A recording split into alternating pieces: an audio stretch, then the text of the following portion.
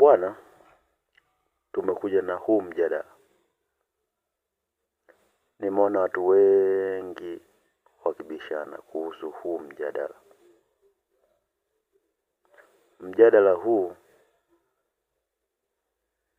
watu ambao walikuwa wakibishana ni sajili zipi ghali zaidi zilizowahi kufanywa na vilabu vya Tanzania. Sijui umeelewa huo mjadala? Ni sajili zipi ghali zaidi zimewahi kufanywa nchini Tanzania? So, mimi nimekuja na sajili 3 ghali zaidi kuwahi kufanyika na kufanywa na hivi vilabu vya Tanzania. Usajili namba 1 ni Stephen Aziz Ki. Huu ndio usajili ghali zaidi kuwahi kufanyika nchini Tanzania.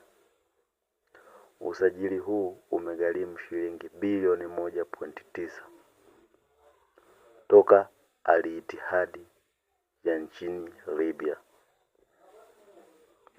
Usajili namba 2 ni wa Peter Shashaman Shalulile wa shilingi bilioni 1.8 akitokea Mamelodi Sundowns, ambaye amejiunga na Yanga Sports Club msimu huu.